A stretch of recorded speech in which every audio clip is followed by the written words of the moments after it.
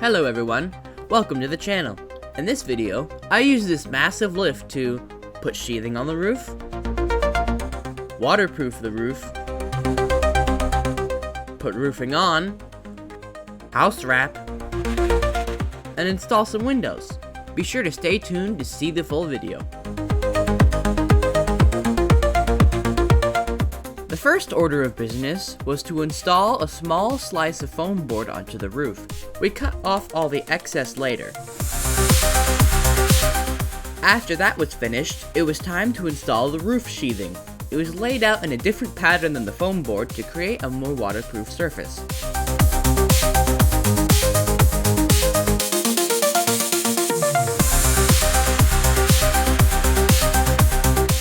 Here, the fascia was removed and reinstalled because it did not look straight.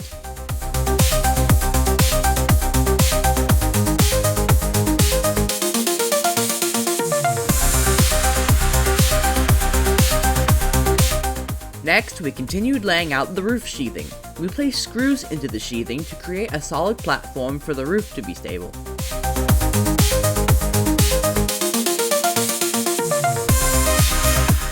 It was now solid enough for me to get onto the roof and secure the sheets even tighter. We used 5-inch screws to go all the way through the foam board and into the rafters. Even with all the markings and communication, some of the fasteners still missed the rafters, so many of them had to be taken out and put back in.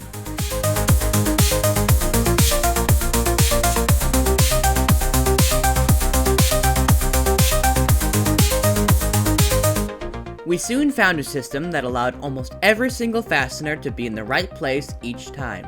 By using a drywall T-square, we were able to create exact measurements each time.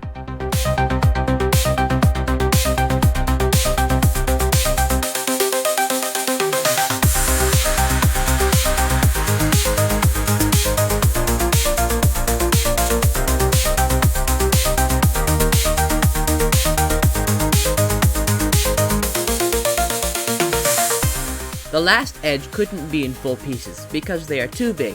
They had to be cut down to fit perfectly. They were secured in the same way though.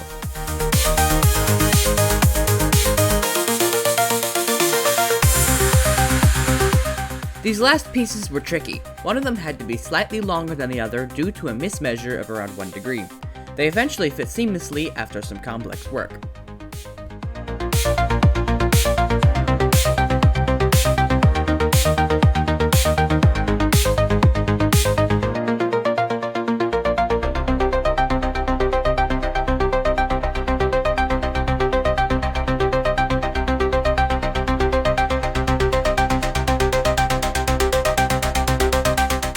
Next, we started waterproofing the roof. We used tar paper and layered it to create a watertight barrier. It was going along quite smoothly. And then this happened.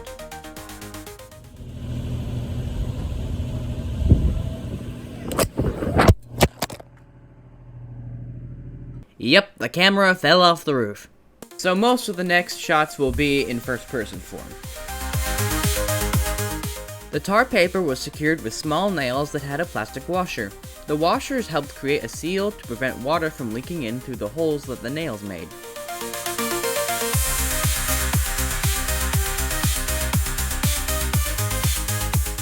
Four layers of tar paper went onto the roof.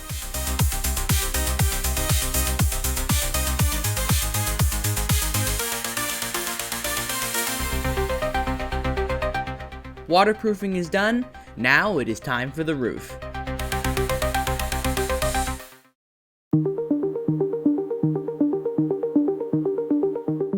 The first thing to do for the roof was to cut the flashing down to the right size and shape.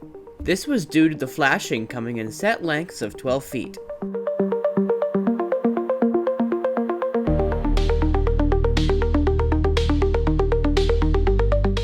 The metal I am putting on the bottom end of each roof is called the drip edge, and goes underneath the actual metal roof to catch any drips from the roof.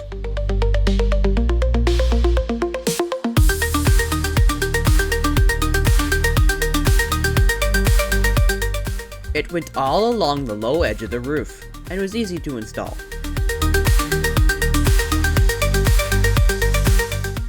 3 pieces of drip edge went onto the roof. And yes, it still had to be cut down to size. After the drip edge was installed, the metal roofing was next. I pre-drilled holes to make sure that the roofing screws were symmetrical. The roofing itself was brought up by my father using the lift, while I installed it while on the roof myself.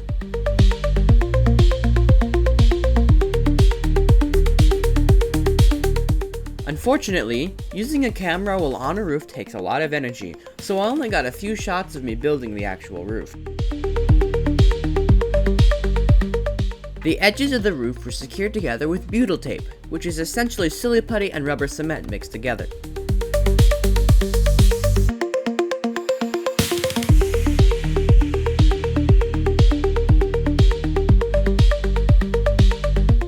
It was one of the most fun things about building the tiny house yet.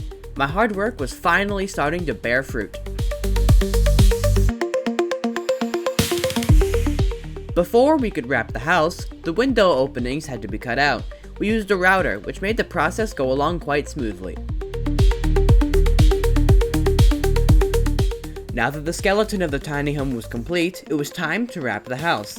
The house wrap creates a weatherproof barrier to prevent moisture from getting into the tiny home.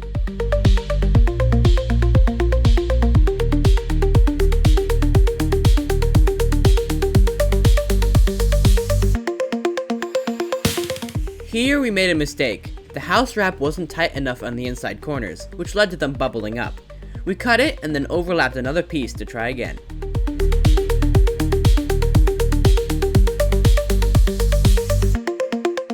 It was so much better. It is always a good idea to go over your mistakes and try to fix them.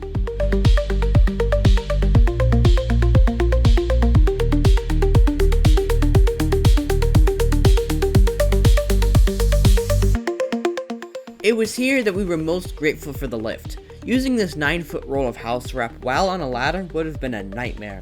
The lift we rented allowed us to move along at a much faster pace.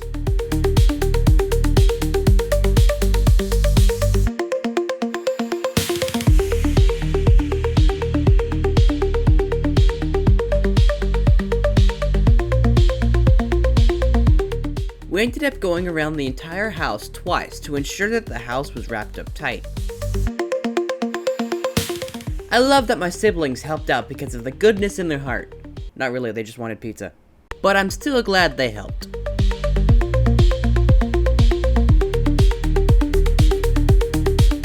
This was the last bit of house wrap that we had to do, and it was the most complicated part to finish.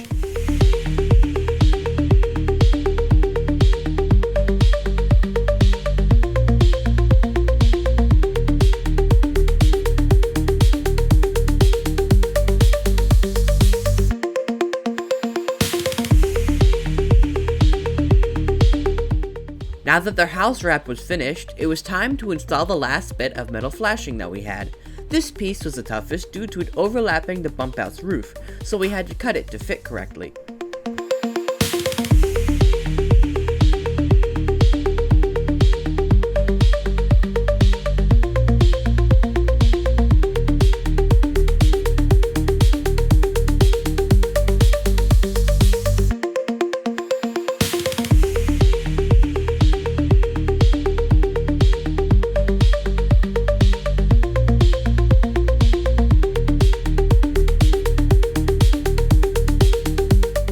The flashing is now finished. Next, we installed windows. This black tape that we used is designed to keep all moisture out of the house, and how each person installs it is different, but the main idea is to create a watertight barrier.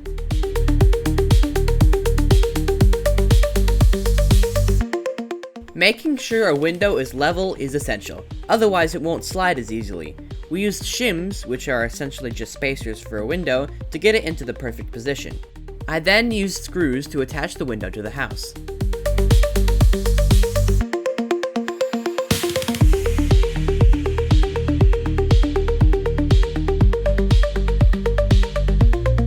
This process was repeated for all the following windows.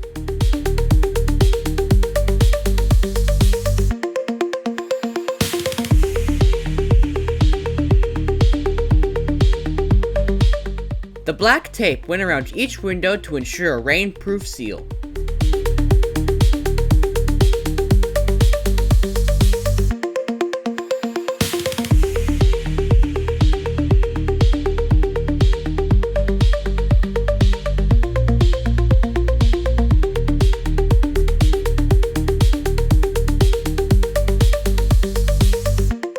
I had to go back and put the tape on the first window that I did.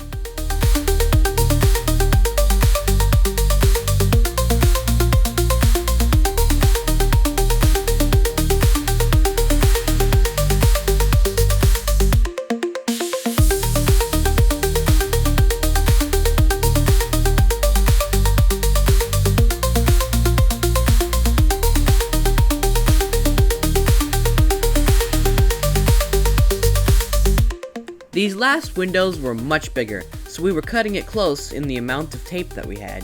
In the end, we had to use Gorilla Tape to finish the job.